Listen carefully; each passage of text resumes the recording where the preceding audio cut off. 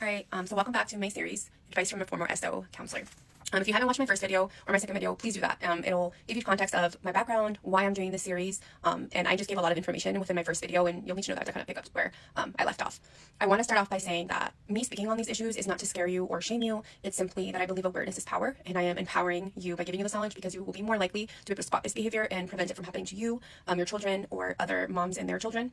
I also want to say that I didn't solely work with child predators. I worked with SOs in general. So SOs that offended against adult women, SOs that, what do I want to say? I'm so sorry. I'm trying not to be annoying. I had a couple comments in my last video of saying how annoying it was to keep up with my talking. And I'm just like, oh my God, am I really that bad to listen to? So I'm sorry. But anyways, also, preface, I am speaking from my direct personal experience, okay? I feel like we hear a lot from the victims, which is great. We want to hear their voices. But I gained this knowledge from working directly with the offenders.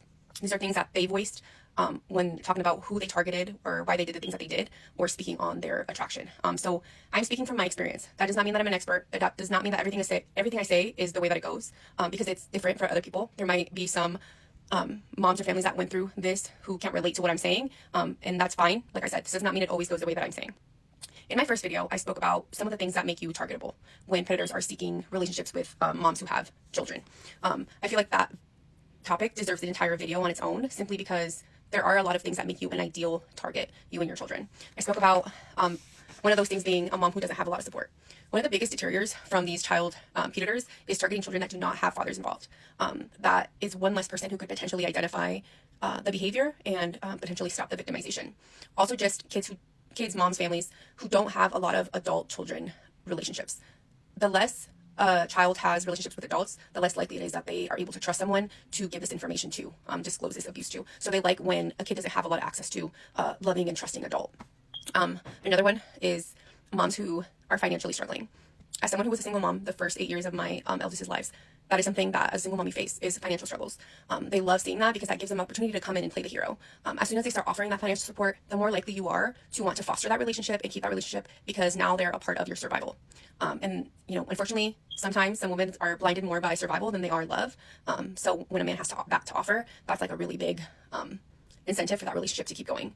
Another one, and this is going to be hard to hear, but moms who are busy. So if you're working multiple jobs, that immediately lets them know that you don't spend as much time with your children as you would like, or just in general, gives them a lot of opportunity to be alone with the children.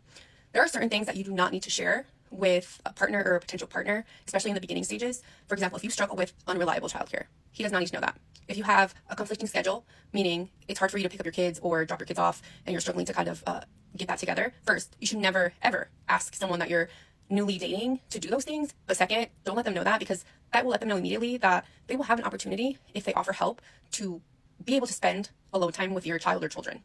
You're giving them insight. Anytime that you give them this kind of information, all they see in their heads as you're speaking is opportunity, opportunity, opportunity. I can find all these different opportunities to spend time alone with a child or children. You don't need to share that. Another thing that makes you an ideal target is if you and your children have experienced past trauma. Let's say that you experienced DV in your previous relationship or with your children's fathers. That makes you ideal because you will be more easily impressionable.